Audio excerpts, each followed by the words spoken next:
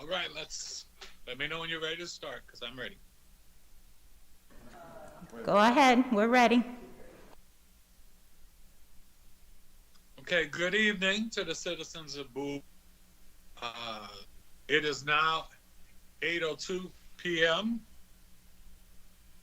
and we are going to begin the regular city council meeting, hybrid for Monday, November the 1st, 2021. At this time, I would like to call the meeting to order and ask everyone to join me in the Pledge of Allegiance. I pledge allegiance to the flag of the United States of America and to the republic for which it stands, one nation, under God, indivisible, with liberty and justice for all. Thank you. Madam City Clerk, for the record, would you state as to whether we have a quorum? Yes, Mayor, we do have a quorum. We have Councilmember Wolfley and Councilmember Harrison present in chambers, and virtually we have Mayor Pro Tem Boffo, Councilmember Ndebumadu, Councilmember Esteve, and Mayor Adams. Thank you, City Clerk. At this time, I would ask, are there any agenda additions, deletions, or amendments? Yes, Mr. Mayor. Councilman, go Yes. right ahead. I'd like to remove item E from the consent agenda and remove that and to consider that on the 15th, please, to accommodate staff requirements to do a little bit more research. Sounds good. Thank you, Councilman. Okay, are there any other agenda additions, deletions, or amendments?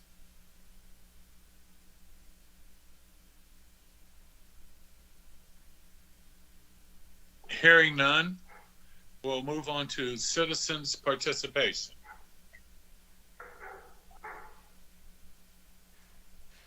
City Clerk? Okay, Mayor, we have one person signed up for citizen participation, Ms. Verna Teasdale.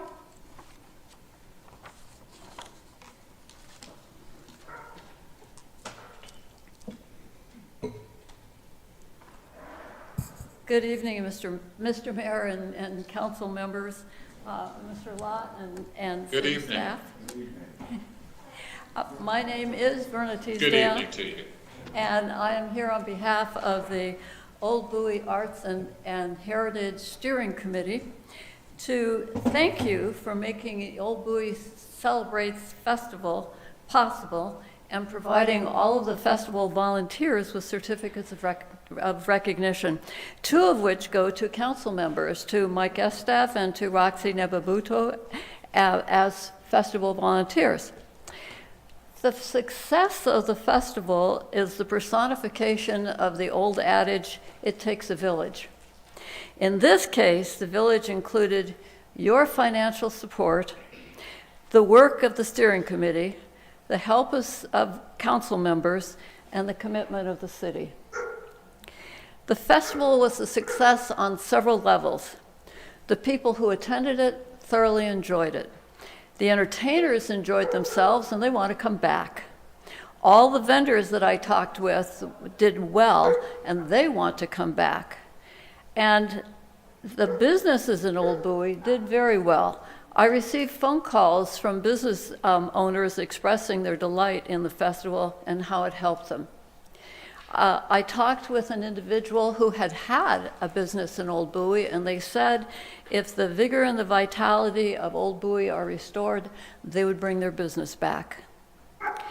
As a council, you did more than sponsor a successful festival. You proved that Old Bowie has the capacity and the ability to be the center for arts and entertainment. You provided the evidence that the Bowie Mitchellville Vicinity Preliminary Master Plan is on target when it encourages the development of Old Bowie as an arts and entertainment district that will increase economic and development opportunities. The festival was the first step. Here are 3 more. 1, please continue to fund the Old Bowie Festival and special programs. 2, be sure Old Bowie is included in the assignment of the economic development consultant that you are hiring. The consultant needs to see Old Bowie not as it is, but what it can be as an arts and entertainment district. And 3, please provide the means for Old Bowie to be designated the Arts and Entertainment District by the state of Maryland.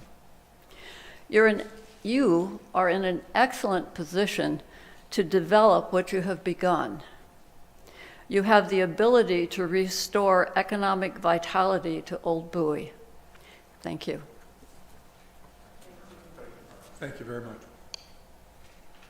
Hey, thank you so very much. And I must say that myself, my family, particularly my grandson, truly enjoyed the festival. So thank you. I agree with you with all those who helped make it possible. All right, moving on. We have no presentations, no city boards and community committees. Any council announcements at this time? Mr. Mayor, I do have one. Go ahead, Council Member Ndabamagu. Thank you so much. I just wanted to share with residents who are out there listening that Prince George's County Sports and Learning Complex is accepting appointments for you to get your COVID-19 booster shot, and it is approved for people of all ages for Pfizer and Moderna. So I do want to encourage our residents who may have not gotten the booster shot yet and who have questions or concerns around that. I know that our communications director has been sending out communications around COVID-19 vaccinations. So for anyone that does have any questions or any curiosity, please refer to the updates that we send out. But I do want to let you know it is approved for people of all ages. Of course, do more of your research and determine for yourself, but it is available for you to get your booster vaccinations for Moderna and Pfizer. Thank you, Mr. Mayor. Thank you, Council Member. Any other council announcements? Yeah, Mr. Mayor. No. Oh, I'm sorry. Go ahead, Council Member. Sorry, I just wanted to say a word of thanks to Verna Teasdale and the whole team who put together the Arts and Entertainment District. I really appreciated their work. I think it definitely surpassed my expectations as far as turnout, the number of vendors. They did a really great job. And I definitely agree with the recommendation that as we move forward with our economic development plan, that we're going to want to make sure that Old Bowie is included as a part of that study to see what opportunities we could be creating for ourselves there. I just want to say a word of thank you. Thank you, Council Member, and point well taken. Any other council announcements at this time? Hearing none, we will now go to the City Manager's report. Good evening, Mr. Mayor, City Council, and residents out there on our nice television land. The biggest effort of the city staff right now, since we have been able to get all of our employees vaccinated, is to recruit qualified and competent people. As you all know, right now it's not a buyer's market for hiring people. We have to compete. And our staff, our HR staff, are challenged to compete for qualified, competent people in a situation where there's an abundance of jobs. So that's a big effort for us right now, and we're holding our own. Thank you. Mr. City Manager? Thank you, City Manager. Yes, sir. And I'd like to go back to one other thing, and that is thank you to the city staff and everyone who participated in the ribbon cutting. I think as we move forward and as the city tries to reduce its carbon footprint, I'd like to thank all who were instrumental in making that happen. I know Councilmember DeFore was there, DeFore Wolfley, and I think you did a great job emceeing, city manager. But again, to Maddie and to everyone, thank you so very much for that happened. Mr. Mayor, We will now move on. Pardon me, Mr. Mayor, quick, Yes. quick interruption. Mr. City Manager, can you provide a quick update on where we stand with the golf course, please? Yes, sir. I think we put out an email today. Golf started today, is that correct? There was a soft opening today where the golf course will be open for golf play beginning on Wednesday. Excellent, thank you. And if residents have an interest in making tee times, they can do so starting tomorrow. I mean, I guess they could do so today, correct? Yes, they can send an email to info@golfbowie.com or they can call the main golf number and set up a tee time. Thank you. And I do want to thank you and all the staff who are involved in the expedient opening or reopening once we were able to get a contract in place with the new vendor. I know it's been a lot of work, and there's a significant effort still to be had ahead of us in terms of significant improvements that we plan to make in terms of capital improvements, but I also know that the day-to-day operations are going to take a little while to get to a full normal, but I know that we're going to be open for business, so thank you very much for your good efforts on that, and please do extend our gratitude to our new contractor as well. So thank you very much. Okay, having said that, we will move from the city manager's report to the consent agenda. I will entertain a motion this time. So moved, Mr. Mayor. To approve. Second. It's been moved and properly second. Any discussion? Hearing none, call for the vote. All in favor, respond with an aye. Aye. Aye. Aye. Aye. Opposed, same favor. Hearing none, motion carries. We will now move on to old business, and we have on the agenda a discussion on voting center and Bowie for 2022, and I believe that was Council Mayor Pro Tem Boafo. Yeah. To lead that discussion. Yeah, thank you so much, Mr. Mayor, and good evening to everybody in the city of Bowie. As you guys remember, maybe about a month ago, we had a discussion about where do we want to, where are we going to put a voting center here in the city of Bowie. And I had to look back just because, as you can imagine, with all the things going on here in the city, I think sometimes we forget about things. But our ask to staff was to work with Alicia Alexander and her staff at the Board of Elections here in Prince George's County to find a voting location that works. And if we couldn't find one, then we would keep it right where we normally have it. Over the past week, the county contacted me to let us know that quite essentially by the end of this week, if we aren't able to finalize the location in Bowie, it's just not going to happen for the 2022 cycle. And I think we all can understand how that's not in a good space for us as a city. Everyone knows my views that the city of Bowie needs a voting location, and we can work with the county to figure out how to make the gymnasium easier, but we should have something here in the county. Here in the city of Bowie. But before I go on to what my motion I think will end up being, I did want to pivot to staff and ask if they have found any other location. If not, I encourage our body today to move forward and make sure that that gym location is the voting location for 2022, and instruct staff to relay that message to Alicia Alexander so she can start working on that on the county level. But with that, I'll let staff give us any updates if there are.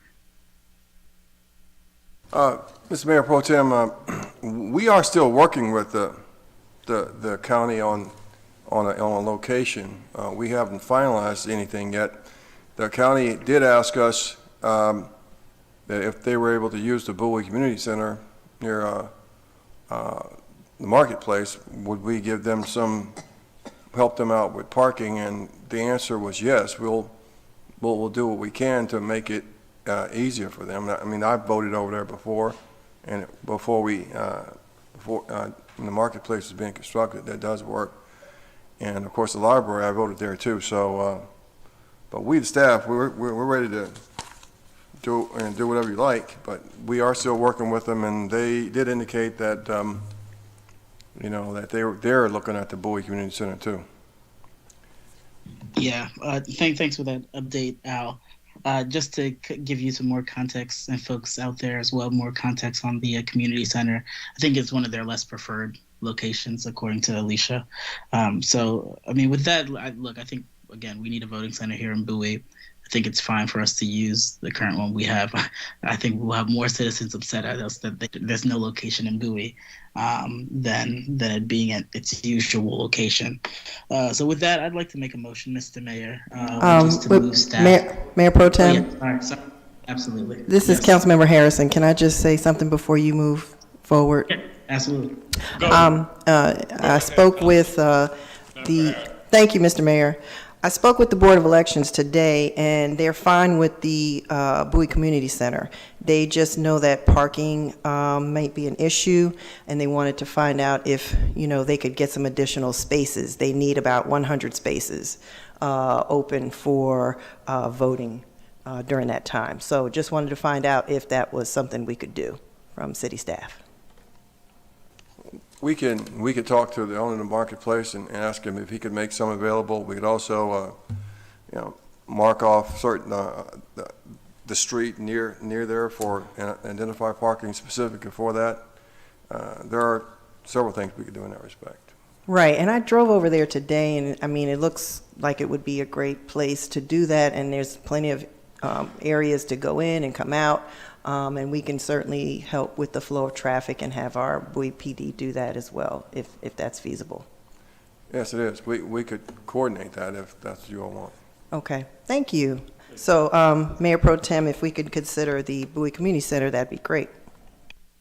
Yeah, I mean, I think my motion is going to be pretty open-ended at this point. It's really essentially to allow the county to make that final decision between those two locations, right? But offering them both the community center and the gymnasium, and letting them decide where they believe is the best fit for them as we move into this new election cycle.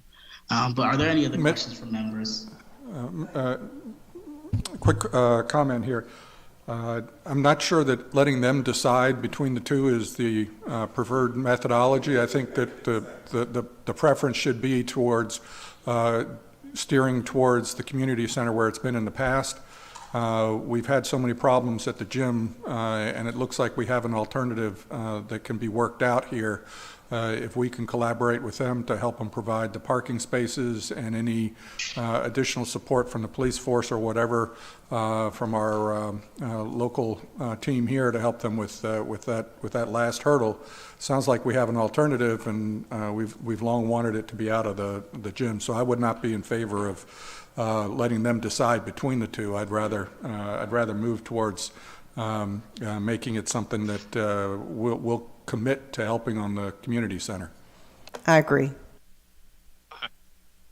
And let me just add in, Councilmember Wolfley, you make a good point there, as well as the other council members. The one thing I did hear, and I think we could address, is that I was told that the parking lot, the complex there, would not be able to provide the parking. Right. So I do want to keep that in mind. I did hear that. So I would say that I would be in favor of, if we could get that and solidify that and have that parking there where it could work fine and be the least disruptive. I understand that, but I think we also need to be in a position of understanding that I had heard that they wouldn't afford the city or the additional parking spaces. And so I think we need to keep in mind if that happens, we probably do need to look at the gym, just so we'll have somewhere in the city. But again, I understand that point, and I guess the real question is whether or not we can get those additional parking spaces. And I think that's the real determining factor. And I understand what you're saying, Councilman, and you as well, Councilmember Harrison, and also you, Mayor Pro Tem. We just want to make sure that we have a space that's usable for citizens here in the city of Bowie, but causes the least amount of problems for citizens as well. So with that in mind, we'll probably need to figure out how we can get an answer on those additional 100 parking spaces, that we can do it in a reasonable amount of time and be able to make preparations so that if that is not what we're able to do, that we do make sure that we can put all of that together and have some place for people to have an opportunity to vote and know where they're going to vote. So Yeah, Mr. Mayor, let me just add some extra context here too. I mean, look, I think if city staff talks to the county and says, look, there will be a voting center in Bowie, I think that's their biggest concern. Whether it's the gym or the community center by the end of the week, that's fine. And if we would like, I guess I think we're all having different conversations with folks over there at the Board of Elections. For Alicia, who currently runs the Board of Elections here at the county, to come in on the meeting on the 15th and give us her briefing and assessment on what she believes is the best, right? Remember, our voting center is county-wide during early voting, right? And so that was the same concern I heard from her about the parking. So, I mean, I think that's fine if other members are cool with that. Look, city staff by the end of the week should talk to the Board of Elections and let them know that there are two locations that we can see this at, and that just reassuring the Board of Elections that we're going to have a voting center. And then on the 15th, inviting Alicia Alexander to come in to speak and give her presentation and analysis on where we think something should go. I make a point there, and I think that would give city staff a chance to see what really is feasible when it comes to those different parking spaces. And she can come in and make a presentation, and I would just ask that the city manager just put that on the agenda for that day, and then that gives us time to make sure we can work out what's best for the city. Great. Are we in agreement with that? City, do we have consensus on that, or do we need an official vote? We can just put that on the agenda. No, I was just City asking. manager, think there's some time to be able to address that, giving us 2 weeks. Well, I think Councilmember Harrison has a point to make before I start talking. Yeah, from an earlier meeting. Okay. I'm sorry, Mr. Mayor. I'll say I apologize. I can't see you. I didn't see you on the screen. I didn't know you were trying to comment. Please, No. Right ahead. I thought at an earlier meeting we discussed not having the gym as an option. And we were asking staff to look at other options. So I thought the gym was off the table. I prefer if we move forward and ask staff to look at securing additional parking spaces at the Bowie Community Center, and then just kind of keep it moving from there. Well, if we could put a motion on the floor to do that. Alicia can come in next month if we need to, but I think by then we should have an answer regarding the parking Well, spaces. two points, Council. Go right ahead, Mayor Pro Tem. Thank you so much, Mr. Mayor. Yeah, I think 2 points, just to kind of give some background. So when in 2019, the conversation was to remove the gym off the table, right? And I think a lot of folks remember that meeting. And we didn't. Even our last meeting last month, the conversation was specifically to find alternative sites in Bowie, and if we couldn't find out any alternative sites that met the county's needs, that we would go back to the gym location, right? And so my fear here is that we haven't had those, the conversations haven't really been had clearly, to a point where folks believe that there are alternative locations, right? Part of the problem through this process is that a lot of us have been having the conversation with the county and vice versa with staff, but we haven't as a council had Prince George's Board of Elections come and give us a briefing on why they believe the gym is the best place, on why they believe there are no other alternative locations, or to even hear from their standpoint what other options they have looked at and some of the problems that they have faced. So I think by doing what I'm proposing, we're doing both what you're asking for, Councilwoman, and also making sure that we're not taking an option off the table unnecessarily and putting ourselves in a more difficult position coming into 2022. So what I'm saying, I think we'll do that. It allows staff to have those conversations to try to secure more parking. But I think what we'll hear from her presentation is an understanding that even with more parking, it's still not going to be the best place to have voting here in the city of Bowie. Okay, I understand what you're saying, Mayor Pro Tem, and we can move forward with the discussion, but I spoke with her today, and the Bowie Community Center seemed to be okay, just needed additional parking spaces. Great. Sounds good. Mr. City Manager, did you get all of that? Do you need clarification? Do you need an official vote? Well, I think we're going to keep doing what we were doing before.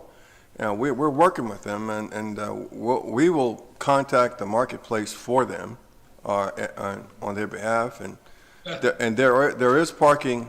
You can park on the street, Stony Brook, Superior Lane, and if you need, Sussex, you can park on the street, and regardless of what the marketplace guys say, but we'll ask them if they would mind giving us, because if you go around to the back, there's an always behind the tire dealers, there's always 30, 40 empty spots, and we'll ask if they would mind if we use those, and I'm hoping they would want to have those people in their marketplace, and just so they might want to buy something too. So we'll make those calls and see what happens. But the county's going to want the gym. So, but there are other places to vote in Bowie, and we've all done it. So, but we're flexible. Sounds good. Thank you so much. Okay. Hey, thank you so very much, City Manager. And is there anything else? If not, we'll move forward. Okay, hearing nothing else, we will make that invite for them, but meanwhile, the city manager and city staff will be trying to make sure that we can utilize that location. And we will invite the Board of Elections in just to give us an update on where they are. Moving now to new business. I think we are with BG&E update. I will turn that over to city staff.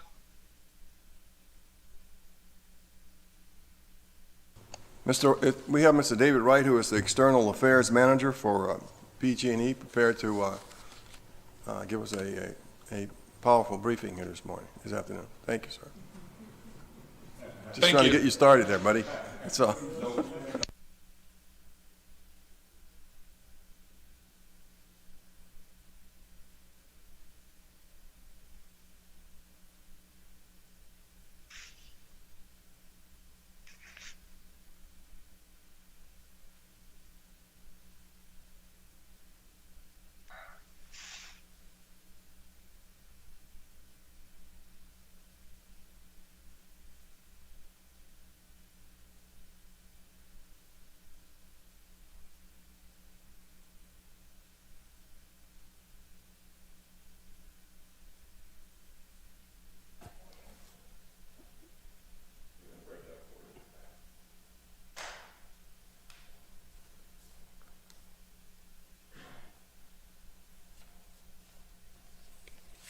There we go.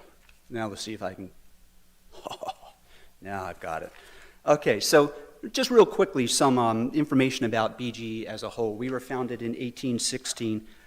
We're one of the nation's first gas utility and one of the first electric utilities in the country. We're actually the second oldest gas utility in the world.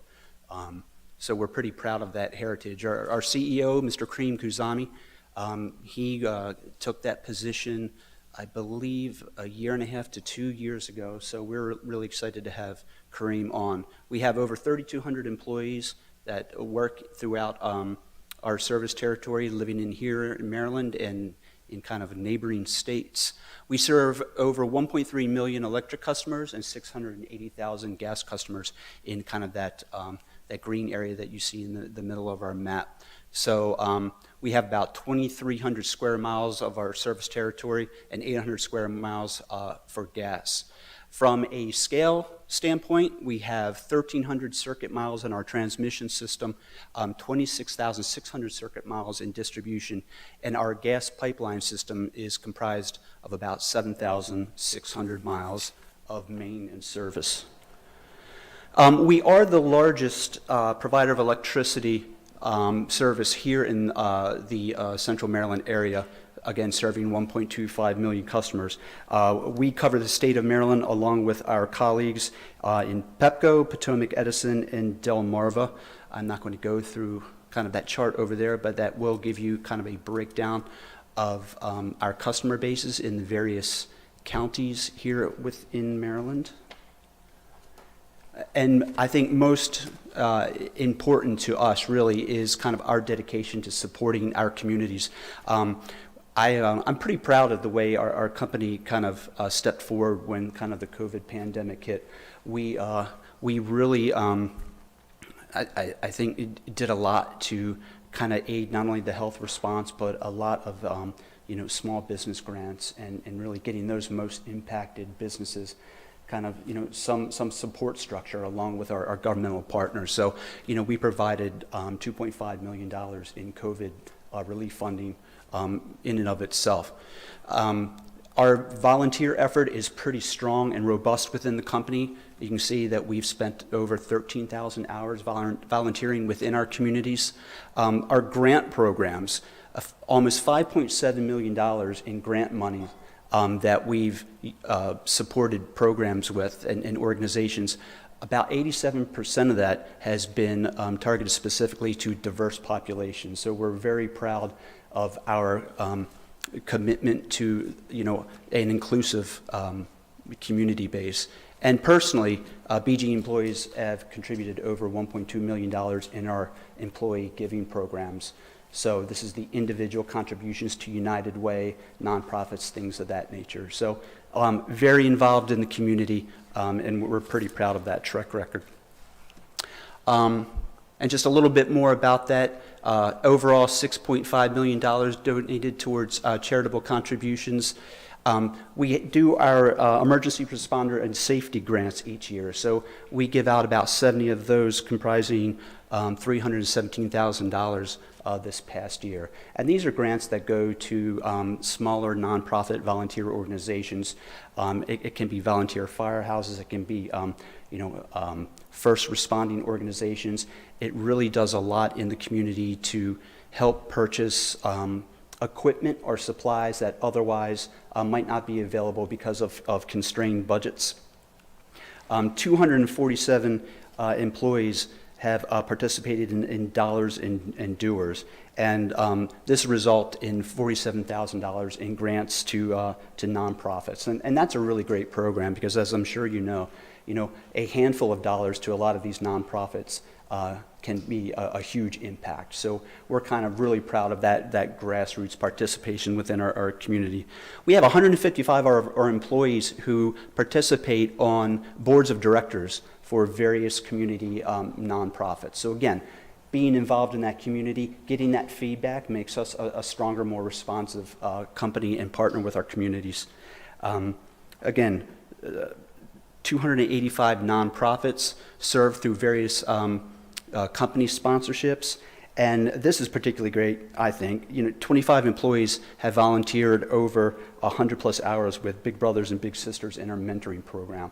This is another great thing that we take a lot of pride in because, we're kind of a STEM-oriented company, right? A lot of engineering, lot of mathematicians and things of that nature. So getting kids who might not have the mentorship at school or at home, giving them a resource to talk to, getting an understanding of what their journey was and what it took to them to get to the places they are. We hope that just encourages our youth to kind of realize all the opportunities that are out there for them. So that's just a little bit about us as a company. Quick update on some of the major projects that we had underway. So out of the Priest Bridge substation, we added some transformers and overhead automated reclosers, and that gives us the ability to sectionalize feeders when outages occur and avoid sustained customer outages. So that work has been completed. Out of the Mitchellville substation on 7444, again, adding pad mount transformers and overhead reclosers. That's been completed. 7440, we're adding some distribution automation. So this is almost like a remote controlled operation of equipment, so we can get outages kind of resolved and limited much more easy without the visit of a service operator. That work is scheduled to be complete by next year. And out of Levitt substation at 7422, relocating tie switch to ensure proper switching in the event of an outage. That's going to be complete this year. And on 8413, again, adding some DA to improve our reliability, again, to be complete by 2022. And as far as new capacity projects, out of the Queen Anne substation, we're creating a new feeder, 8849, and that will be for the South Lake development, and that will be complete in 2022.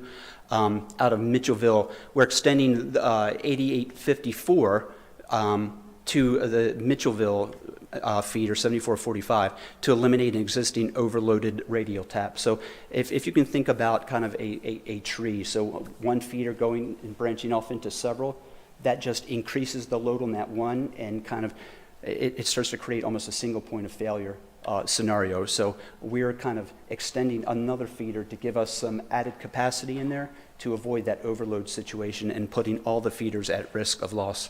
And as I'm sure you guys probably know, that we work with Tesla to bring on the 2 megawatt solar farm, which that energy is solely for the usage of the city of Bowie. So a very progressive and interesting project. Now, as far as system performance, this is the information that I found kind of extremely interesting. In 2020, BGE recorded 17 minor storms, and that kind of impacted just over 4,500 Bowie customers alone, and nearly kind of a 500,000 BGE-wide customers. Year to date through August in 2021, we had already had 14 storms. So almost all of last year's capacity already, and we hadn't even hit the winter months. So, and as you can see, 19,000 Bowie customers were impacted, and it jumps up to almost double for BGE system as a whole. So what we're seeing in the year of 2021, it was a bad year in a lot of ways, and the storms are just as bad. We just had this mess come through on Friday. Impacted a lot of customers. I spent a lot of time on the phone over the weekend working particularly with Anne Arundel County, so they got hit really hard with flooding. So, kind of the takeaway from all that, our storm activities increased, and the impacts that we're seeing are more significant. More storms, stronger storms.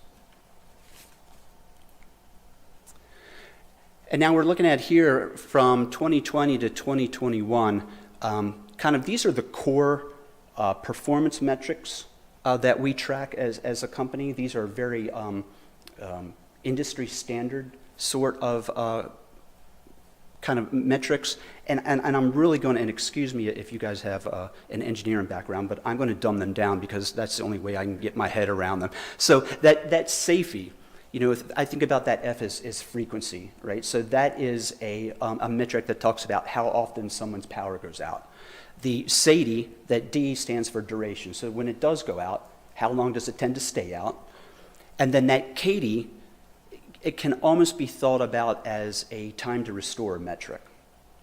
Now, these are very sort of esoteric kind of metrics, and kind of the slam against them is that it really how you carve up the data, you can tell a lot of different stories with a lot of different metrics. But I think what we're showing from a directional standpoint, if you look at Bowie, it went from 2020 to 2021, that almost doubled.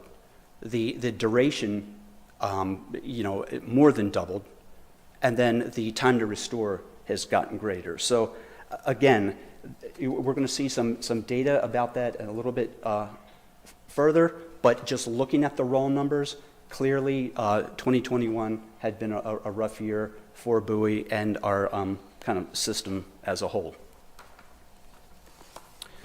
The feeders I mentioned before, these are the 3 substations that serve the city of Bowie and the feeders that come out of each.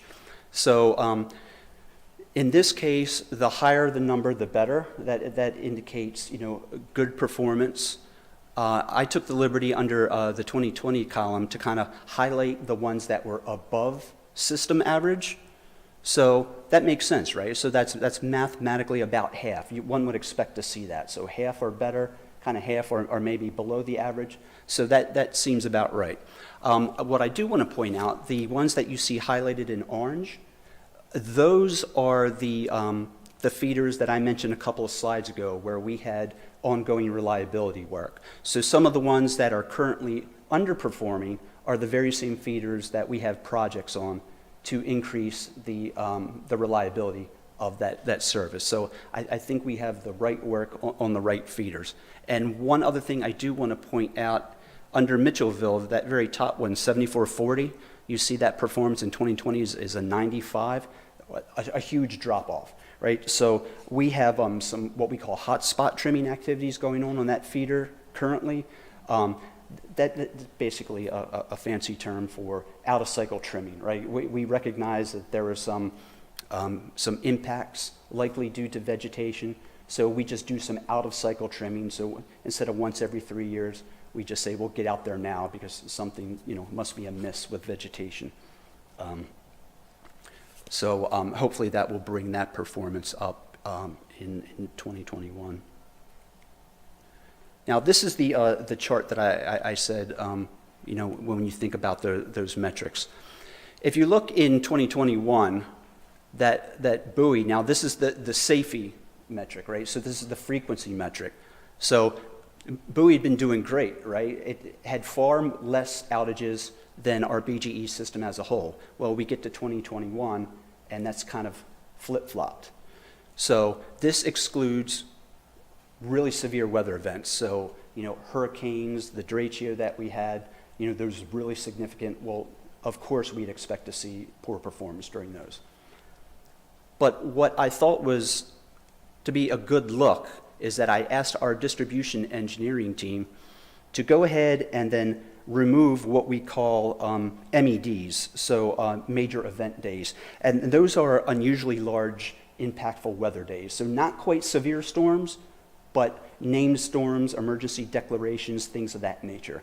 When they removed that data, Bowie's SAFE went down to lower than 0.5, which is much better than system-wide performance. So again, what that says to me is that, Bowie has been really impacted in 2021 by storm events. I think a lot of that kind of has to do with, Bowie has a lot of rear lot lines, so people's electricity go through the back of their yard rather than out front of their house, and that's great for aesthetics. It's also kind of challenging because that's where trees are. And when the trees come down, they take the lines. I used to have a rear line lot myself, and my power would go out so often, I almost thought about just getting qualified to go out, because I knew what happened, right? I'm calling them, I'm like, it's pole, 89, 97, and the fuse blew, and the guy came out and fixed it in 5 minutes, and it's tough. So when we remove that significant weather data out of here, those big impact storms, Bowie's reliability and frequency comes way back down, much better than system-wide performance. This is the same chart for the duration. And again, it's the same thing. When they pull out, and we call it a 2.5 beta view of the data. That's an industry standard. So when we get rid of that, the MEDs, that major event days, then that data comes way down. But you can see, throughout,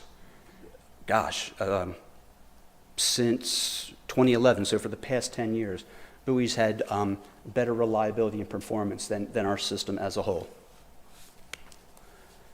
And then this is a chart showing customers experiencing multiple interruptions. Now, we classify an interruption as any loss of power under 5 minutes. If it goes beyond 5 minutes, it becomes an outage. So this is more your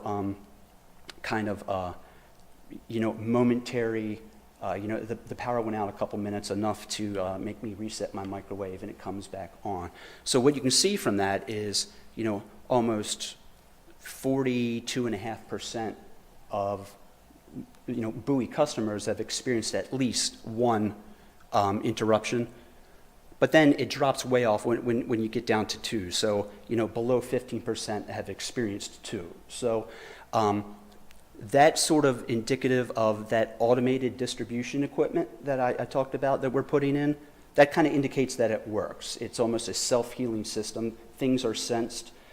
Different automated reclosers kind of segment things off, and so it prevents kind of some further rolling interruptions. So while we don't want anyone to have interruptions at all, it still kind of it proves that some of the equipment is in fact working. And then things going forward. So we are continuing to tree trim to the Bowie standards. In 2020, we conducted vegetation trimming on 13 feeders comprising just over 86 miles. And through September of this year, we conducted vegetation trimming on 6 feeders, accounting for about 54.5 miles. And from a cable replacement standpoint, back in 2019, we did one primary job, just about 1.5 miles of underground cable replacement. And that's important because what we see in a lot of the underground cables is that it's good to be proactive in repairing those, because in putting them into the ground, we have to spin splices out in the field. And that's a difficult thing to do in a controlled environment, let alone out in the field in the heat, with trucks and things like that. That's a point of failure for any cable, right? Just the nature of the splice. It increases heat because there's added resistance of where you kind of, splice together 2 pieces of cable. And so when heat goes up and the demand on the cable goes up, that's the first thing that burns up. And it's almost always in a conduit somewhere where it takes a lot of time to get to and replace. So being proactive about these really saves kind of a lot of time related to field repairs if and when they do fail. In 2020, we completed 3 primary jobs, installing 6,320 feet of underground cable, and year to date, through September, we completed 2 primary jobs covering almost 14,000 feet of underground cable. So we continue to put a lot of time and money into being proactive about replacing those underground infrastructure here in the city. And then finally, since this is going to be put into the public record, we thought we would just leave some contact information for our customers. Again, a gas emergency, the best thing you can do there is leave the premises. People can call 911, leave the door open, don't use your cell phone, don't ring the doorbell. Call 911 and they'll call us, or call 877-778-7798 and we'll call 911. We respond to gas odors in under 60 minutes. I think the current success rate of that is 98.7%. So we take that very seriously. If you ever see gas emergency vans just kind of parked in a parking lot of a Wawa, those guys are waiting. That's exactly what they do. They wait for gas calls. They wait. That's their job, to wait and respond. They're almost like our own little firefighters. For a power outage, of course, 778-2222. People can report online using that link. You can also report via mobile. You can text us an outage, and we will provide text updates as far as restoration times and things of that nature. And this is a really great tool. Is, you know, some of the most common complaints that we get are streetlight outages. This is an amazing tool. It's completely graphical. You can punch in your address. It goes right there on the map. You keep zooming in, and then you actually see the streetlights and the locations. Folks can click on it. They can report an outage right there, or they can see an outage report that's already been put in so that they don't need to do it again, and they can check the status of it as well. So that's an amazing tool. And it's funny, when I get calls from local government, and they're like, Dave, we got a streetlight out. I need you to help me with it. That's where I go. I just put it in for them, right? It's a great tool. And I also want to point out that you guys might see some purple LED streetlights. That is not support for the Ravens. That's a defect, okay? So we're encouraging all our customers through social media, through various channels of outreach, that if they do see a purple street light, please let us know through that tool. It's a chip defect from the manufacturer. Like many things with COVID, the supply chain has been challenging, but we are starting to get some of these parts back in, and they can come out and replace them. So we definitely ask for that input from the community, because there's so many out there we just don't know. And we have no automated way of knowing when one turns purple. It just doesn't show up. It can only be seen. And then finally, some energy saving tips. There's some great tips there for particularly the home customer, but there's also areas on there for small businesses and commercial customers on ways to save, energy audits that will come out and perform on customers' behalf, give them an understanding of where they can save some power, and just save $1. So that's really the conclusion of my presentation. I'm welcome to field any questions. And mind you, I'm not an engineer, but I'll do my best. First and foremost, thank you for coming this evening. Thank you, and Mr. the presentation. Thank you, Mr. Mayor. I appreciate your time. So having said that, council members, do we have any questions? Yes, Mr. Mayor.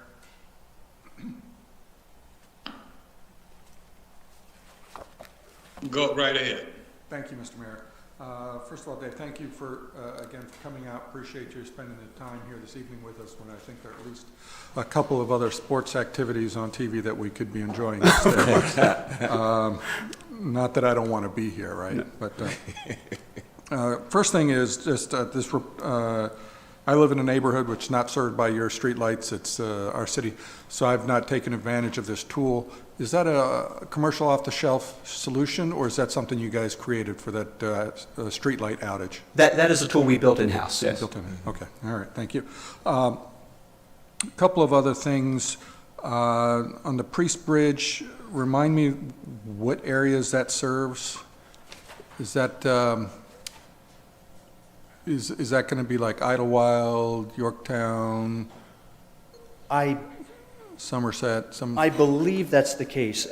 Why don't I do this? Why don't I actually get, I don't know if I can give you a map because of kind of security area, but I can give you a general idea of what neighborhoods each of these serves. Would that be helpful to all the council? That would be great. All right, and I presume that Priest Bridge is the location at Route 3, on Route 3? I believe that is the location of the substation. All right, and the Levitt location would be the over on where Old 450 and near 197, correct? I'm honing in on those because those are my district. Yeah, it's not that I don't care about the rest of the city, but I do have a couple of concerns. You mentioned that you highlighted the areas that are above average, which I think is great. As you are keenly aware, I'm keenly aware, the city, certainly the Levitt sections were built at a time where it was transitioning from front of home to back of home in anticipation eventually of moving in the 70s to all underground cables. But unfortunately, we do have cables behind people's houses, and that's been long been a sore subject for me. my personal feeling is that that's, tough. Go trim them more often. And I recognize that that's an expense for you guys. But I'd like to hear a little bit about some of the repairs or the upgrades that are being made. All sound like they're infrastructure around the stations more than it is infrastructure along the feeder lines. No, so all feeders originate out of a substation. That's just how we kind of map them. So this feeder will leave, say, Priest Bridge substation, and it will go miles down the road serving. So it's almost the main line that all the distribution comes off of. So it's really work done all along that line. The protective equipment, what it does is that, if somebody's at the end of the line, let's say, and a tree comes down on their piece of the feeder, it's not going to take out the entire feeder, right? So a fuse will open or a recloser will open and let that fault clear. So it really does minimize the number of customers impacted by a single event rather than a great number of customers. Because as I'm looking at feeder 7421, there's no activity plan on there right now, but its score is a 199, which is, third or 60% below the average on that one. And I guess my point is I'm trying to ascertain how much of this is maintenance work that needs to be done in terms of revisiting either some trimming or what have you, or upgrading some of this equipment, because we have a number of them that are pretty far below. For example, 7438 at 240, which doesn't have any work being done on it at the moment. And I guess I'm concerned that I'm not sure that I'm hearing that these other areas are going to get attention anytime soon. So what is the trigger basically for, or when do we pull the trigger to? I can definitely look into that, because I just simply don't know, and I'm not going to pretend to know. So, but I'll definitely look into that. So, what really kind of triggers us to start performing some improvement work on these feeders? Because just like you, I see some of them, I'm like, well, that seems kind of low, and why not here? So I can give you some of those parameters, and I'll send that out to the entire council. I'd appreciate it, because I do see that we have some things that are, some of these feeders that are pretty far below the standard. Can you speak to the difference between our tree standard, our trimming standards versus the rest of your service area? Yeah, so the system as a whole, back, I can't remember what year it was, but the Public Service Commission issued a ruling, Rulemaking 43. That was the result of, a lot of, it might have been back in 2010. So this entire area, in Baltimore and DC, we're seeing some really tough kind of, electrical reliability situations because of vegetation management. And, people love trees. I love trees, but it was very easy to point out to you that the vast majority of our outages are involving trees and overhead lines. So the Public Service Commission said, okay, well, once and for all, we're going to try to fix this. And so what they did is that they basically ordered us to change our vegetation management practices to where we trim every 3 years, but we trim to a 3-year growth window, right? So if a tree runs right by a line, and we reasonably expect that tree to grow into that, we won't just trim it so that it doesn't touch. We'll trim it so even when it grows in 3 years, it won't touch. So with Bowie, we tend to be a little bit more aggressive in that standpoint. I don't know if we've ever documented that approach and whether it's more of a 4-year window, but we just try to be a little bit more mindful of the growth patterns and the anticipated regrowth when we do come in and trim. And again, I'll work with my vegetation management group to see if we have any defined standards, because I'm sure that's something that even your constituents would be Yeah. coming to you when they see us coming and trimming trees. Yeah, absolutely. And, I'll kind of put my marker out there. I'm a big tree hugger kind of guy, and I like my trees. And I've always felt that I'd rather see you every 3 years than, trimming more modestly than coming once every 7 or 8 and doing a gross character, what I call as a gross, I don't mean it from an aesthetic standpoint, but, well, I guess I do, but from a heavy trim as opposed to a more persistent 3-year pattern, which I'm not sure that I've been seeing. I think it's been longer between trimmings, and that they tend to be in, to greater degree. Yeah, and that's another thing that we kind of tend to run into, because we'll see a lot of people, particularly in more transient communities where there's a lot of rentals and things like that, or a lot of military.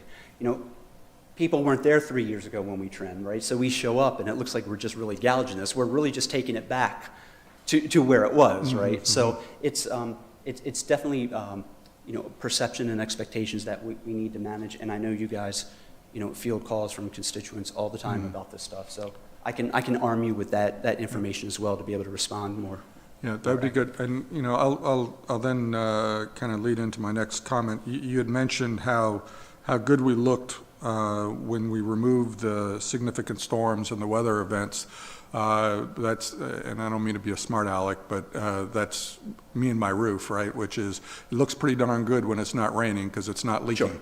But the reality is the measure is, from a constituent standpoint, the measure is how do we perform during times that we're likely to have outages. And I'm seeing that in both 21. For both the sustained average and the average interruption index, how it's significantly gone up. And I'd like to be able to get some indication from BG&E what the core driver is to that increase, given that we've been doing so well over the years. And I was around in back, I guess now it seems like the Stone Ages, when we were having those outages consistently, where if you didn't have a generator, you were just out of luck. Yep, absolutely. So I'd like to get some insights as to why we're seeing that, and to kind of narrow down the areas that we need to put some attention on, whether it's infrastructure or whether it's trimming. Yep, of course. And that was kind of just sort of the logic behind the exercise. So if we pull those out, if we pull that data out and it didn't get any better, well, then it wouldn't be storm related, right? It might be more infrastructure or design related, right? So which would be almost maybe something even more troubling, because that's something that we just weren't foreseen, or it was something that we did have control over. So it was really just an exercise to see, we had a jump. Was it weather related, or was it truly kind of design or infrastructure related? But yeah, we can definitely get you some further information about kind of the root causes.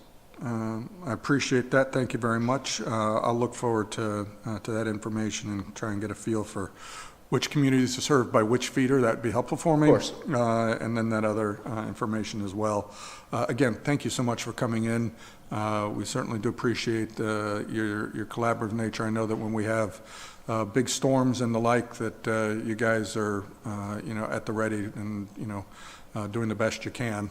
I'd just like to be in a position to see if we can do anything on the preventative side. So thank you very much. It's a hard and dangerous job, and I'm thankful that we have good people to climb those poles. Yeah, absolutely. And that I'm not one of them. Oh, absolutely. Well, I think the community's glad that I'm not up there. They'd be a long, long wait before get me a climbing gear. I don't think. I like my feet on the ground. I'm good down here. All right. Thank you very much. Any further questions? Thank you. Thank you. I'd like to follow up on something that the councilman was just asking. And do we get notice through the city when you're doing the trimmings in the area you're doing the trimmings, so that we can make sure to help push that message out and let homeowners know and others that you'll be coming in that area? Yeah, typically our vegetation crews will go out and they actually put door hangers. So they go door to door and they put door hangers saying, you know, we're BGE vegetation management contractors. We'll be out during, you know, the course of the next couple of days. We publicize our kind of high-level trimming schedule online. I don't know, to my knowledge, that we push that information out because, I mean, we're doing it every day. But we do make individual customer contact prior to it through door-to-door visits. Okay. All right. Thank you. Any other questions from any other council members? Yes, Mr. Mayor. This is Councilmember Gardner. I just have a... Go right.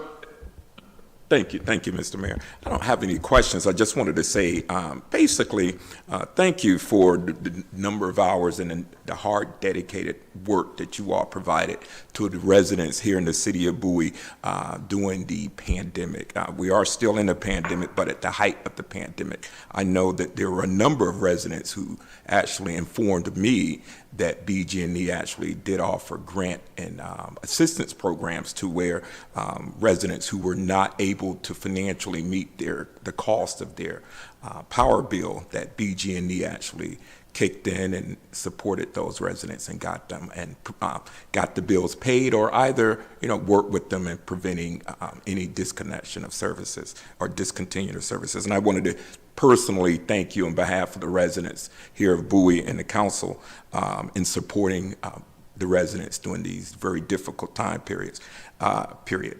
Initially, when I first came on the council here, our contact person for BG&E was Michael Fowler, and I do know Michael has retired, a great guy. And I can tell you personally, I worked with Michael and funneled a number of emails to him and complaints from residents about the rolling blackouts and that we were having consistently through Bowie. And it was just, it was almost like living in a developing country. But I can tell you that personally, I've not seen them. I've had one outage this entire year, which is fantastic. Yes, knock on wood. And doing the derecho years back, I remember power being out for 90 days, but constantly you guys were giving us updates that we were able to push out to our residents, and we were grateful for the support that BG&E gave us at that time and continue to, as well as the energy audit program. I genuinely say I love that program.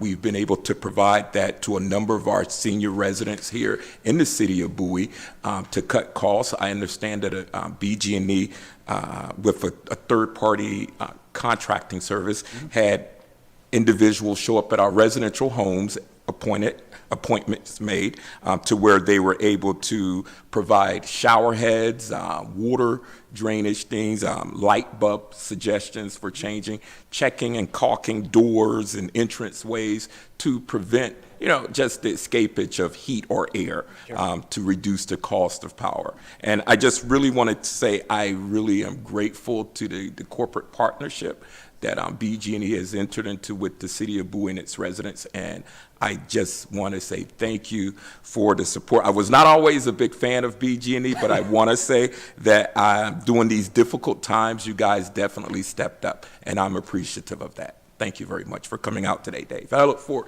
to working and seeing you in the years to come. Councilmember Gardner, I appreciate that kind feedback. I'll take that back to my management. And again, that energy saving program, my own mom, she does the budget bill, and she's like, what happened? It went up. I'm like, Mom, you got to get a home energy audit. So I'm a customer. So, but I appreciate the kind feedback, and it's a pleasure for us to work with our jurisdictional partners. Thank you. Any other council members? Mr. Mayor? Yes, is that council member Andy Bamajo, please?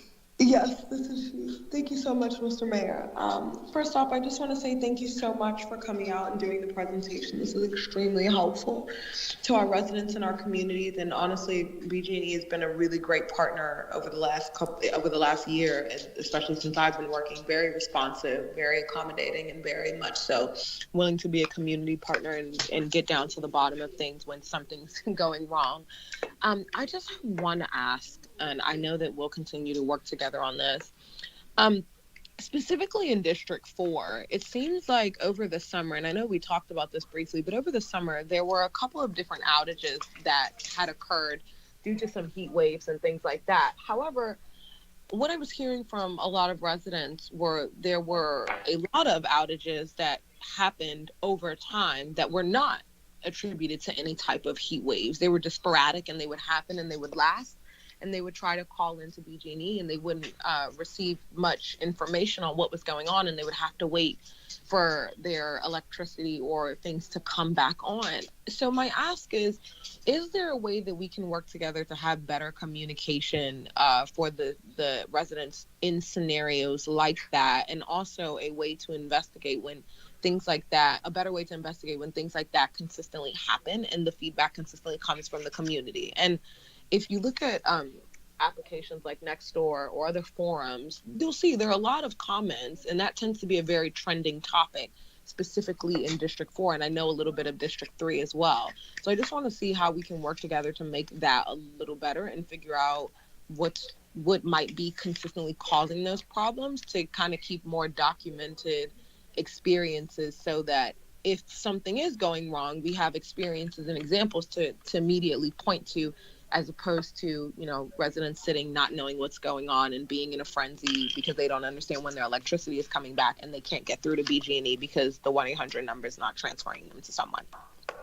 Yeah, absolutely, Councilmember. First, the easiest thing is that when you're running into those situations and your constituents aren't getting calls answered or not getting answers to their questions, if and when they do get through, please, you're all welcome to call me, email me. This is what I do. I am the primary liaison between our elected officials and the company. So anything, if you have any problem, outages, or any ask, vegetation management, you're getting high bill complaints from someone, you're getting, restoration issues, you come to me. I'm your first stop shop. So I highly encourage all of you to reach out to me when you have any issue BGE related.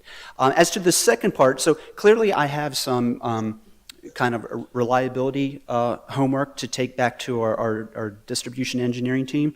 So I'll have them look at and this has been over the past summer, did you say? Yes, over the past summer. But I got tons of emails about this, a lot of emails, and I was forwarding all of them to our city staff. So Maddie knows, Maddie and our city manager are aware of what I'm talking about, because we did get tons of emails over the summer. I know some of them were specifically related to this particular outage where, there was like that kind of heat wave or heat disrupted things, but those same constituents also shared that this is not an isolated incident where they would lose electricity in the middle of the day, that it was a frequent occurrence. But I didn't have concrete days or example to point to say like, hey, here's a data point so you can know that on this day at this time electricity is going out. But I do hear that it is a frequent occurrence across District 4. When I go back and provide the feedback that I've gotten from the council, I'll definitely ask them to look into kind of sporadic, frequent outages in the 4th district, and then I'm going to have them pull together kind of an overall report right back to the council as a whole, with some of the findings that we can determine from the questions asked. I think that would be very helpful to you guys. Yeah, that would be helpful, because if there's something that is going on that's on the constituent or the resident, or some sort of upgrade that needs to happen, that's something that we want to be aware of to be able to communicate out But if it's something that's happening on your side, we also want to be aware of that to communicate out so we can manage expectations when they are experiencing these things, and probably just be a little bit proactive about it so that the inconvenience is minimal as possible. So that would be really, really helpful to see that reliability report and kind of what you're tracking on your side to help us kind of be better informed and better communicate out to our constituents. I appreciate that. I'd be happy to take that back. Okay, any other questions from any council members or comments at this time? Hearing none, I want to say thank you again. I thought it was a great presentation, provided a good amount of information. I'm sure you're going to be getting back with some additional things. I know to our council member from District 2, and look forward to hearing back. And thank you again for taking the time and coming and share with the city residents and with the council. Thank you, Mr. Mayor. Good night. At this time, we will move to Eagle X Pro, and I believe Councilman Gardner would like to do an introduction. Yes, thank you, Mr. Mayor. Thank you, council. And thank you, Eagle X Pro, for coming out this evening. I wanted to inform my colleagues as well as the residents of the city of Bowie that I had the pleasure of meeting this gentleman when he was in the city of Bowie with another colleague of mine. And they have quite a unique system that would really work to preventing the spread of COVID as well as other airborne viruses and bacteria and all. He's a scientist or engineer, so I'm going to turn this over to this gentleman from Eagle X Pro and to the City of Bowie staff. Thank you very much for coming out, and thank you, Mr. Mayor. Thank you, Kyle. For the introduction, Councilman Gardner. Mayor Adams, council members and constituents of Bowie, I appreciate letting me join you this evening. As Councilman Gardner mentioned, I think we have some pretty exciting technology, especially given our entry into the winter of this year and what we can do to help mitigate the spread of COVID. I'd like to back up a little bit. I know the agenda notes me as a representative of Eagle X Pro, but I'm actually here in a larger capacity representing Miko Connect. Miko is a global health solutions provider and specifically here to talk about our Smart Gatherings initiative. The timing is especially relevant following the successful rollout of our Smart Gatherings initiative at Party HQ here in Bowie Town Center.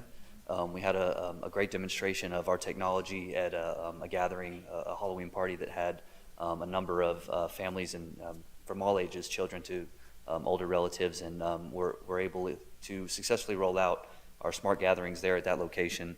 Our chair is local. She's here in Fairwood. She continues to work into the evening and since her regrets that she can't be here. And specifically, Councilmember Wolfley, we're glad that you're here as the liaison to the Environmental Committee as we consider these indoor spaces to be a very significant part of the environment that these constituents are concerned with. I'll get into the presentation here, and I'd like to keep this as conversational as possible. So if you guys have any questions that come up as we're going through this, please feel free to stop me, and that's to include everybody here on the phone as well.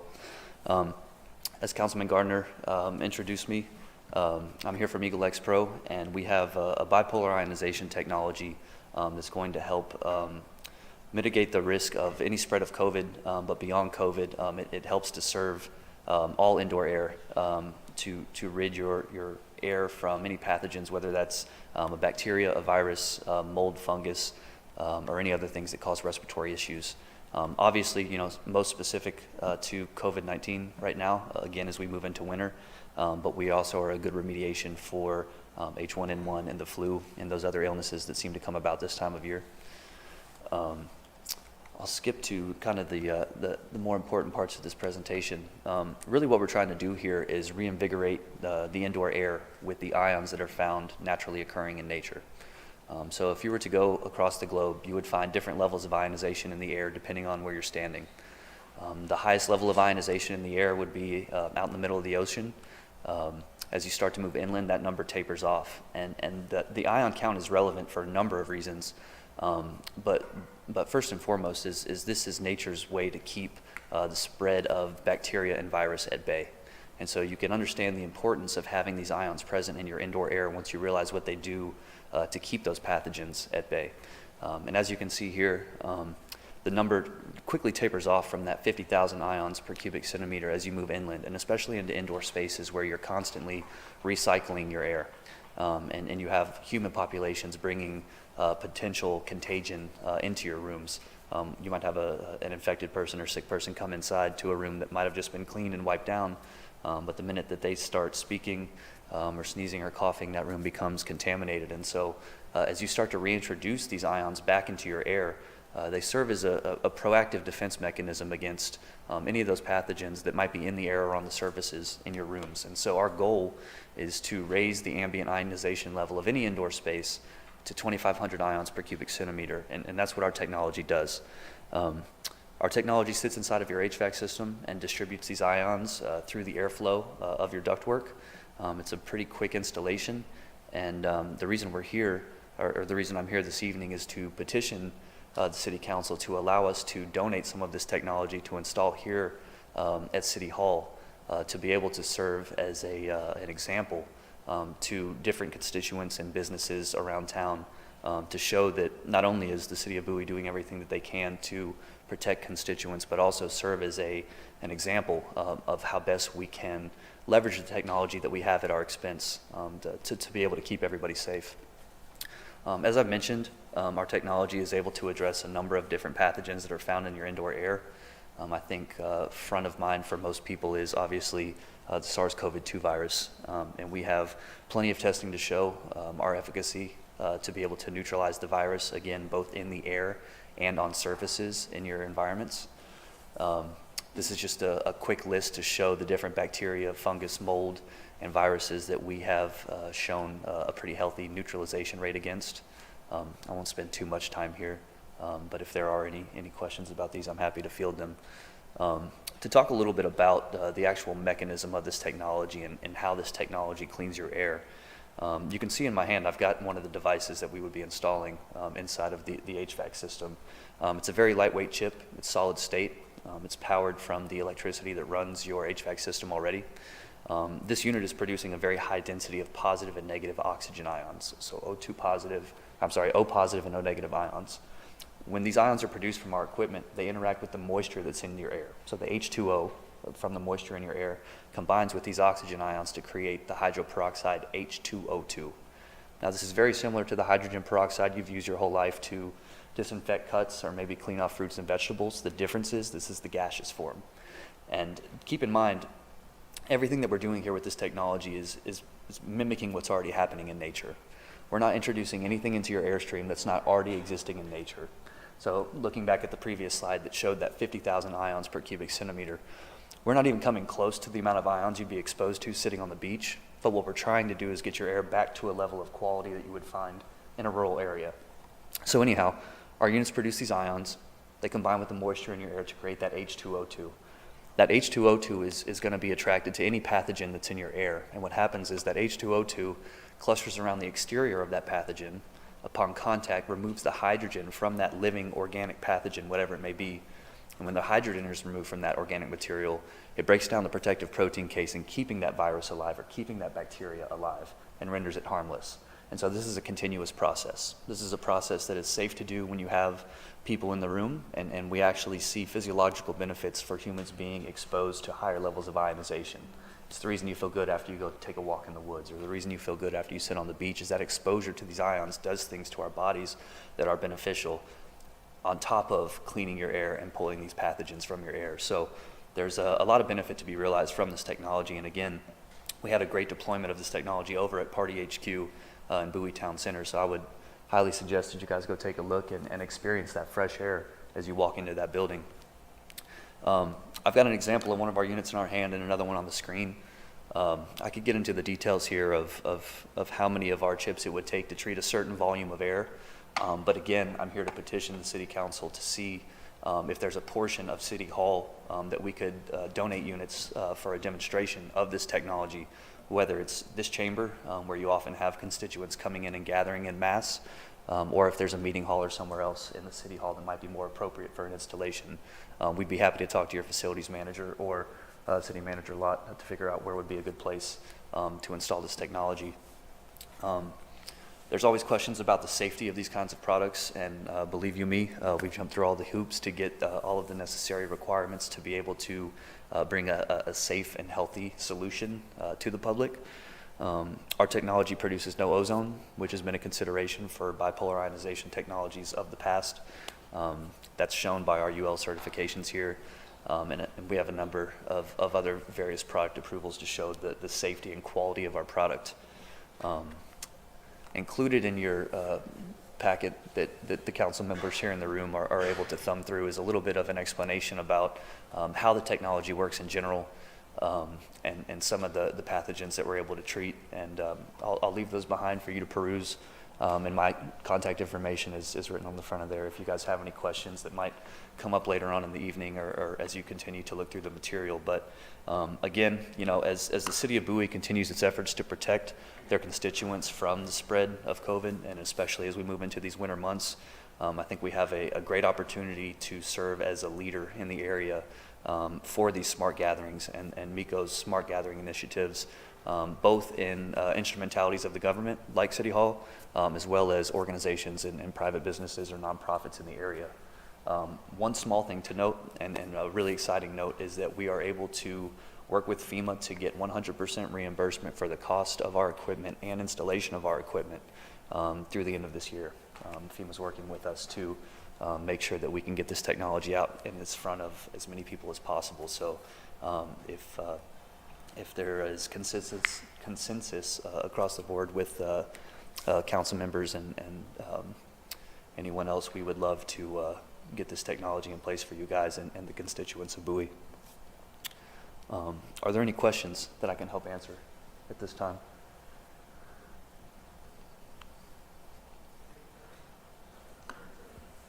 Mr. Mayor. Mr. Mayor. Hey, you guys, I believe the mayor stepped away. So this is Mayor Pro Tem Waffler here. Are there any other questions from members? I don't have any.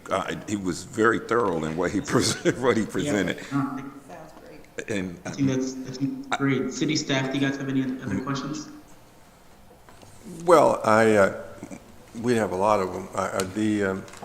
Right now, before I make a recommendation, I need to get my facilities maintenance person to talk with him and get his opinion on the compatibility of what he wants to do with our systems. Now, in the City Hall, as you all may recall, before I got here, in the first year, our rooftop units and our systems were very fragile. You brought in some new people, Ray Drapeau and John, and we've got a pretty firm grip on the operations of Rooftop Unit 1, which is, and we work with Johnson Controls and Kelly's HVAC to maintain them.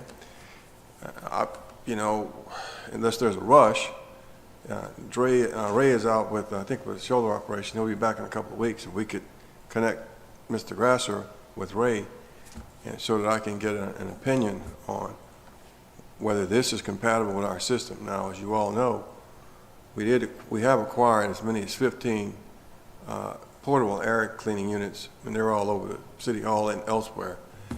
So we are working.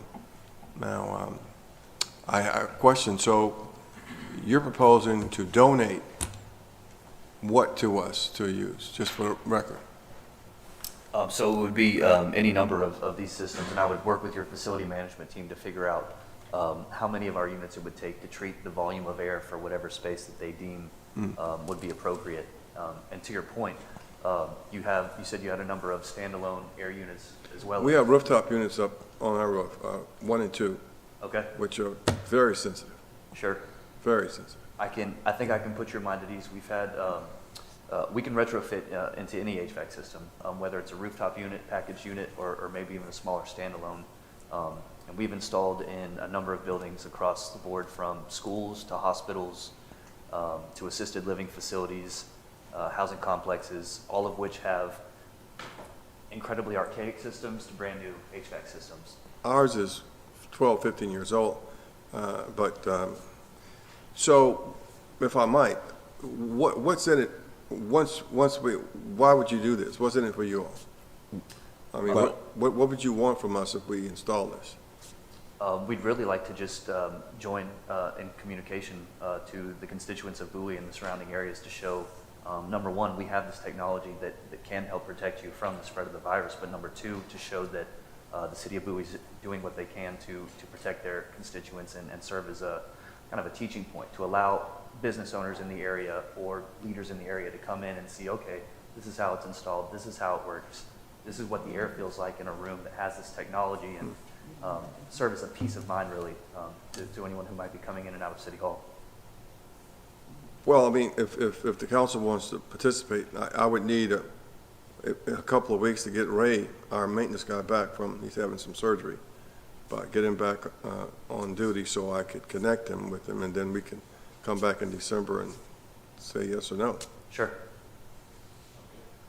Well, yeah, that's good. Well, thank you, City Manager. From a recommendation You're always accommodating, Mr. City Manager. You guys get to say the yes or no. I'm going to come back without recommendation in December.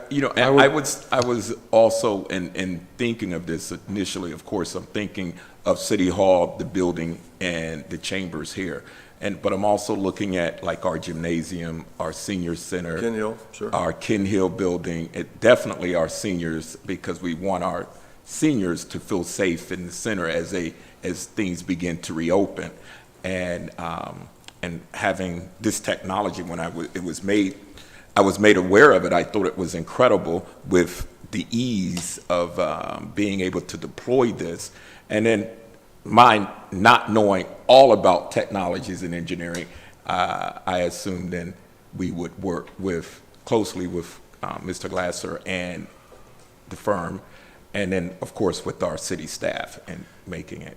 I think one thing I just have to say, I mean, if we got to the point where, okay, we decided to put this in the budget and spend a significant amount of money on this, we would eventually have to put an RFP.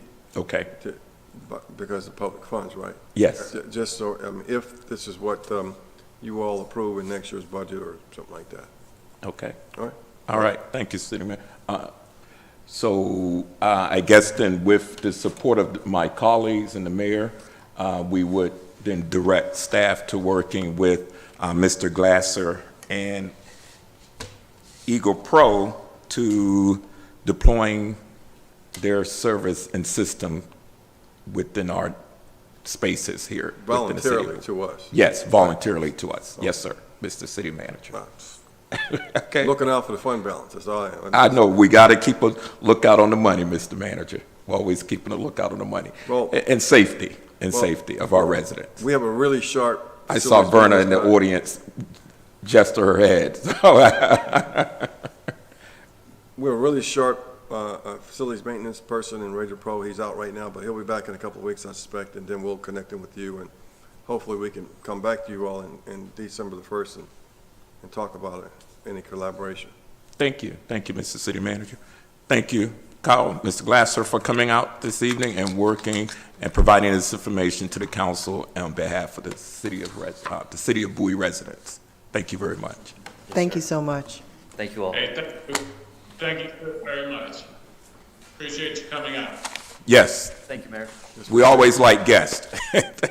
Thank you. Okay. All right. At this time, we will be moving on to the adoption of Resolution R6721.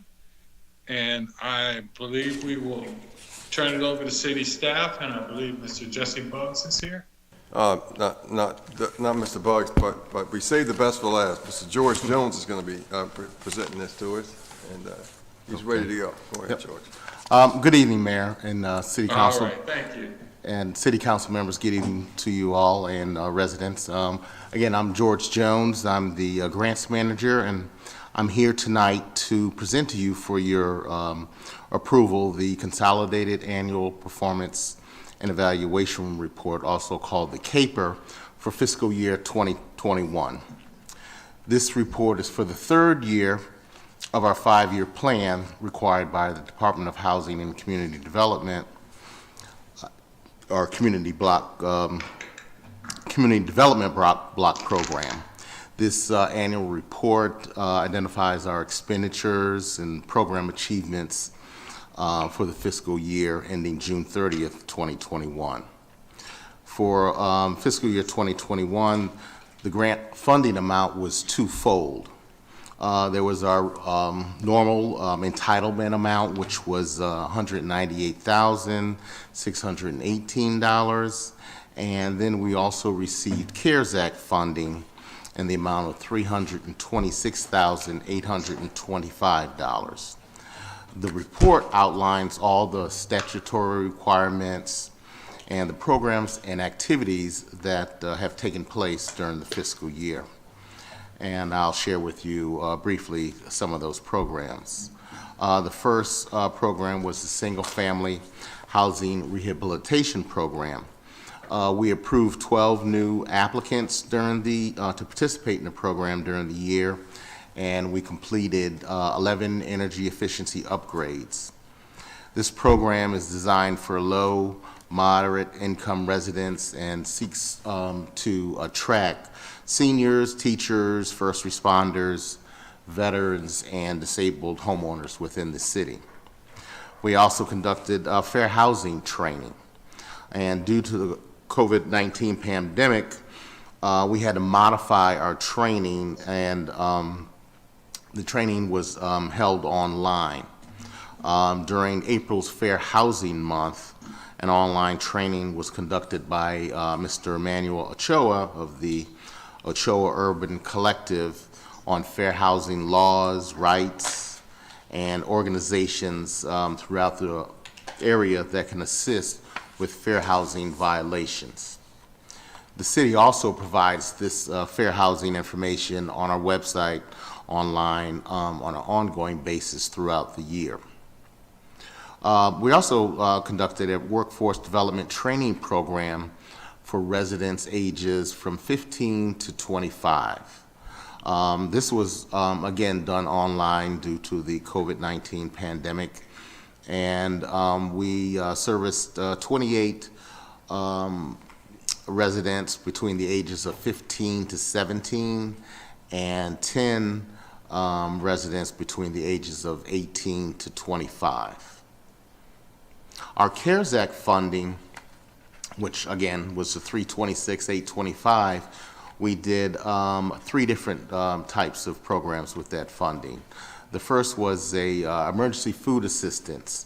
The total amount of that was contributed or that was utilized for food assistance was $58,271.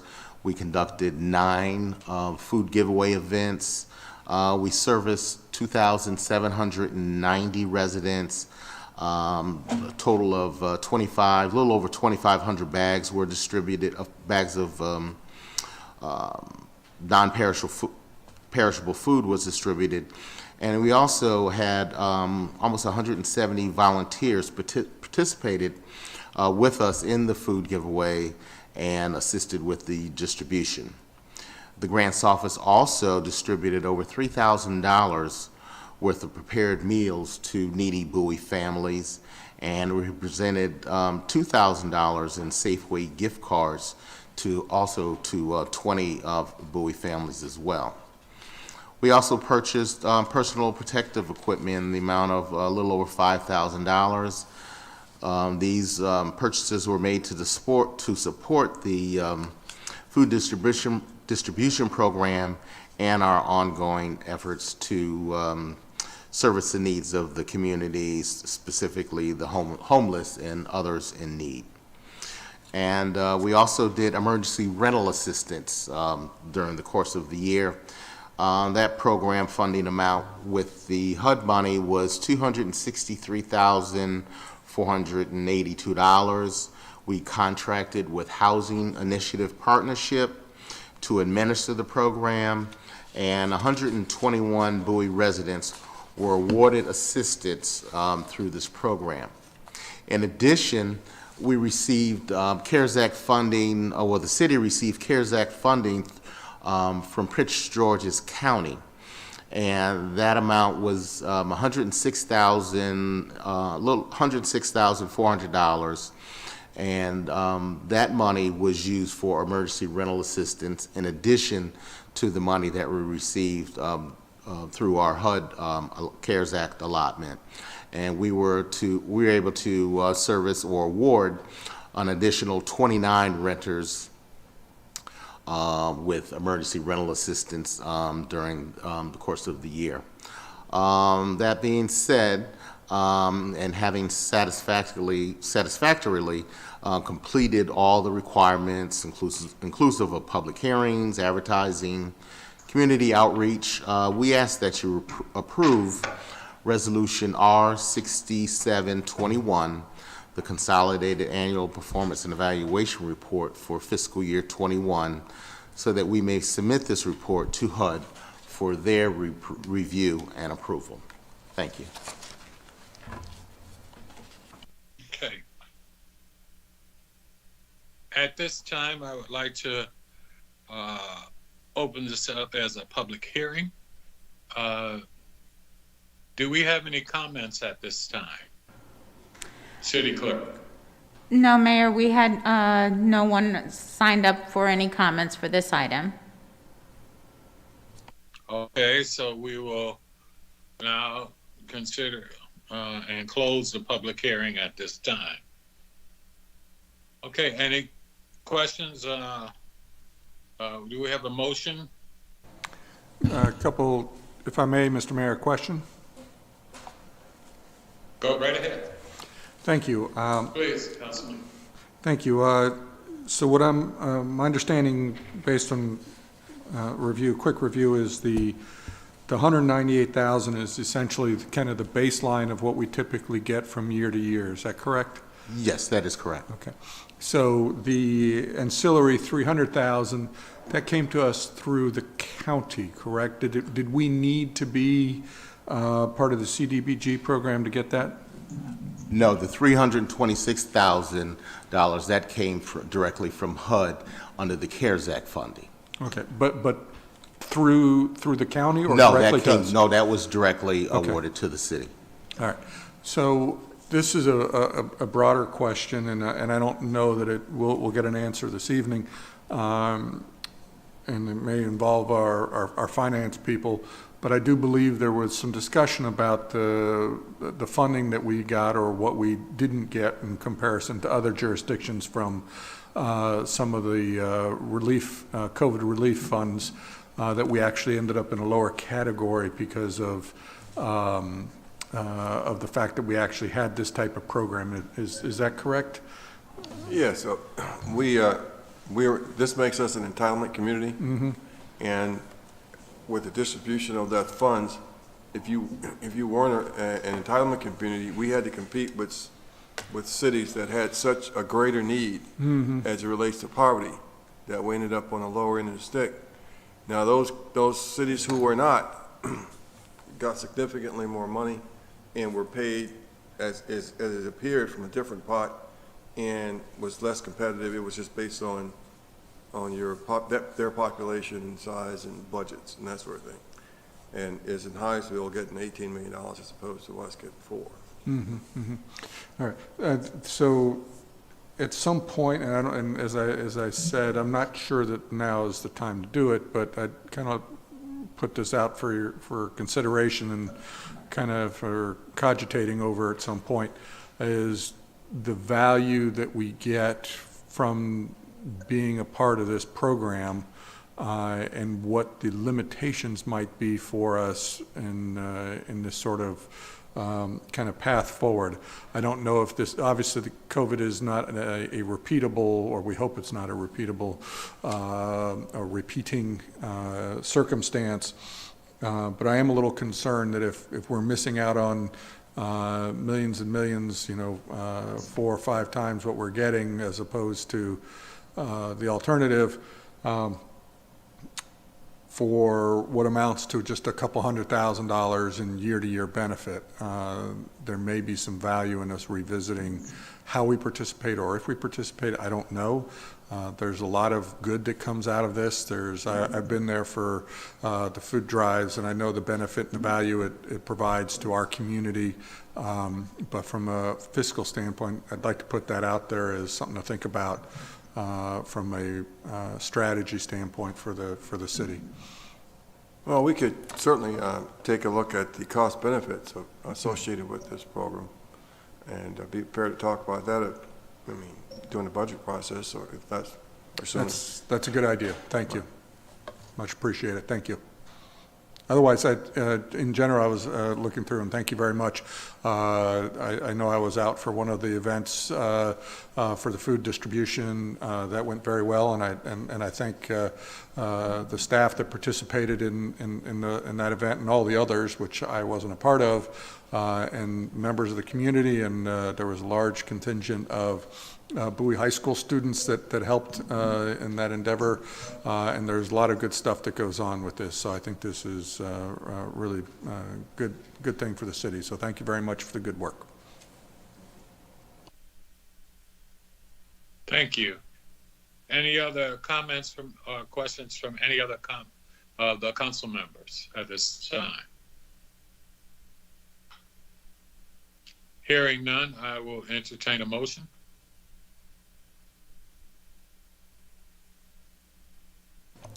Mr. Mayor, I'll make a motion to approve or to adopt Resolution R67-21. And I'll second that. It's been moved and properly seconded. Any discussion? Hearing none, all in favor of adoption of the resolution, please respond with an aye. Aye. Aye. Opposed, same favor. Hearing none, the resolution is adopted, and thank you for all the work you do with the program. We appreciate it. Right, Mr. Mayor, I'd like to make a motion. Mr. Mayor, excuse me, Mr. Mayor, I'd like to Yes. make a motion to, I'd like to make a motion to adjourn if I could. I know there'd been some discussion about a possible closed session, but we don't have, we have not had the proper notice for that meeting. So I'd like to make a motion to close. And by the way, just as a point of understanding, we will have, we'll be able to do that closed session after the next meeting. Correct. So I make a motion to adjourn. Second. It's been moved and properly seconded. Any discussion? Hearing none, all in favor, respond with an aye. Aye. Good night, everyone. Opposed, same favor. Hearing none. Good night, everyone. City staff. Good night. Thank you. Thank you as always for the support. And have a good evening. We appreciate all that you do.